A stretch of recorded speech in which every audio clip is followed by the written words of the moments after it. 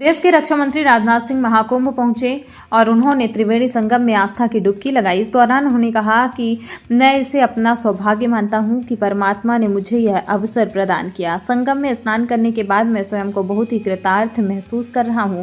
महाकुंभ भारतीयता, सांस्कृतिक और सनातन धर्म की आध्यात्मिक अनुभूति का यह पर्व है जो प्राचीन वैदिक खगोलीय घटना पर आधारित है। यह गंगा, यमुना व सरस्वती के साथ सनातन धर्म की आध्यात्मिक, वैज्ञानिकता और साथ ही साथ सामाजिक समरसता का भी संगम है। दुनिया के सबसे बड़े धार्मिक मेले के कुशल संचालन के लिए मुख्यमंत्री योगी आदित्यनाथ बधाई के पात्र हैं। नीट पीजी काउंसलिंग में निजी मेडिकल कॉलेजों द्वारा एनआरआई कोटे की सीटों पर गड़बड़ी का मामला सामने आया है। जांच में यह खुलासा हुआ कि बिना रजिस्ट्रेशन किए ही कई उम्मीदवारों को सीट अलॉट कर दी गई। चिकित्सा शिक्षा विभाग ने इस गड़बड़ी के लिए जिम्मेदार व्यक्तियों और दलालों की पहचान के लिए एफआईआर दर्ज करने की तैयारी शुरू कर दी है। उत्तर प्रदेश के जल शक्ति मंत्री स्वतंत्र देव सिंह वाराणसी पहुंचे, जहां उन्होंने महाकुंभ के आयोजन को लेकर महत्वपूर्ण बयान दिया। उन्होंने कहा कि महाकुंभ में कल्पना से कहीं अधिक भीड़ उमड़ी है। 13 से 14 जनवरी को 3.5 करोड़ से अधिक श्रद्धालु संगम पहुंचे थे। सभी लोग वहां की व्यवस्था को देखकर आनंदित हो रहे हैं। मौनी अमावस्या के मौके पर 8 से 10 करोड़ श्रद्धालु आने का अनुमान है, जिसकी तैयारियों में मेला प्रशासन लगा हुआ है। महाकुंभ में देश और दुनिया के कोने कोने से रोजाना लाखों भक्त आ रहे हैं। खुद को अंतर्राष्ट्रीय हॉकी खिलाड़ी और वल्लभ भवन का अधिकारी बताने वाले आरोपी को पुलिस ने गिरफ्तार किया है। पकड़ा गया आरोपी सुधीर कुमार प्रसाद भोपाल का रहने वाला है और खुद को हॉकी खिलाड़ी बताकर सर्किट हाउस में रुका था। आरोपी काले रंग की बोलेरो जीप में हूटर लगाकर शहर में फर्राटा भर रहा था। तभी चेकिंग के दौरान पुलिस ने पूछताछ की। पूछताछ में सही जवाब नहीं दे पाया तो उसके खिलाफ मामला दर्ज कर गिरफ्तार कर लिया।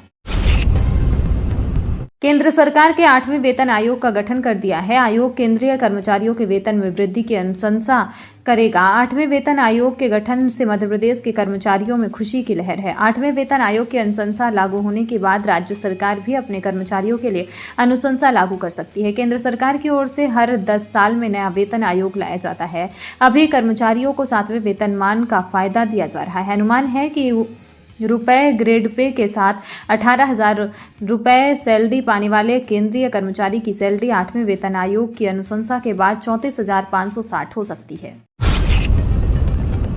मुख्यमंत्री योगी आदित्यनाथ ने यूपी में 45 लाख से ज्यादा घरौनी वितरित करने की घोषणा की है। इस अवसर पर उन्होंने 15 लाभार्थियों को अपने हाथों से घरौनी कार्ड सौंपकर इसकी शुरुआत की है। सीएम योगी ने कहा कि गांवों में अब जमीन के विवाद खत्म हो रहे हैं, जो पहले बड़े अपराधों का कारण बनते थे। ये योजना गांवों में शांति और समृद्धि का रास्ता खोलेंगी। मध्य प्रदेश साइबर सेल और एटीएस की बड़ी सफलता मिली है। टीम ने 2000 करोड़ रुपए के साइबर फ्रॉड का खुलासा किया है। इस गिरोह ने सरकारी योजनाओं के नाम पर लोगों को ठगा और फर्जी दस्तावेजों से 1300 म्यूल अकाउंट्स खोले। जांच में सामने आया है कि इस रकम का बड़ा हिस्सा दुबई समेत बाकी देशों में भेजा गया है, जिससे टेरर फंडिंग की आशंका जताई जा रही है। पुलिस और जांच एजेंसियां अलर्ट मोड पर हैं, मामले की गहराई से जांच कर रही हैं। मध्य प्रदेश के जबलपुर में एक बार फिर ठगों ने नकली पुलिसकर्मी बनकर बुजुर्ग महिला को ठगी का शिकार बनाया। महिला को डरा धमकाकर करीब 4 लाख रुपए के जेवर उतरवाए। इसके बाद महिला के हाथ में नकली जेवर की पोटली पकड़ा दी। देश के सबसे स्वच्छ शहर में शुमार होने वाले इंदौर के देवी अहिल्याबाई होलकर इंटरनेशनल एयरपोर्ट का हाल बेहाल है। एयरपोर्ट के अंदर और बाहर से ऐसी तस्वीर सामने आई है जिसे देखकर आप भी सोचने को मजबूर हो जाएंगे। दरअसल यहां आवारा कुत्तों का जमावड़ा नजर आया है। खनिज संपदा से परिपूर्ण आदिवासी बाहुल्य शहडोल जिले में कोयले की बढ़ती डिमांड ने जमीन में दफन इस काले पत्थर को काला हीरा बना दिया। शायद यही कारण है कि माफिया इस काले हीरा का अवैध उत्खनन कर परिवहन कर रही हैं। ऐसा ही जमीन में दफन भारी मात्रा अवैध कोयला रखे एक शख्स को जिले की धनपुरी पुलिस ने पकड़ा है। इसके साथ ही आरोपी से भारी मात्रा में अवैध कोयला जब्त किया है।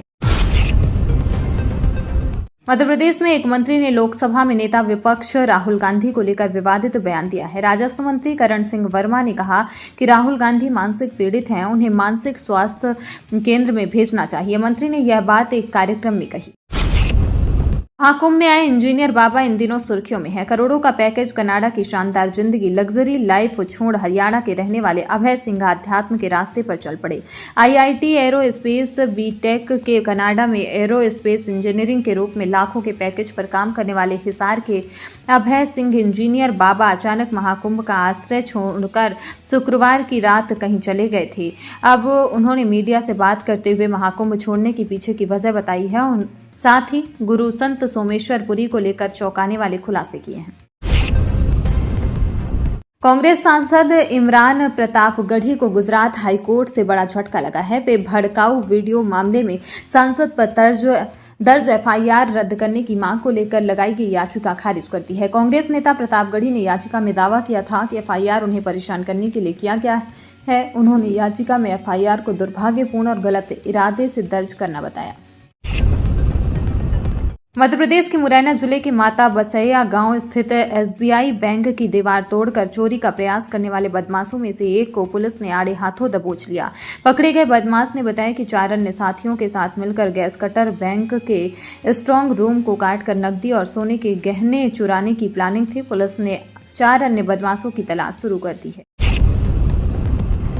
गोपाल मंदिर में एक शादी आयोजन के लिए देने के मामले का खुलासा होने के बाद कलेक्टर ने जांच कर माफी अधिकारी को तुरंत हटा दिया। वहीं अब यादव समाज इंदौर और मध्य प्रदेश के शासकीय राधा कृष्ण मंदिरों पर प्रबंधन का अधिकार मांगते हुए मुख्यमंत्री मोहन यादव को 3 बातें मांग पत्र में सौंपी है।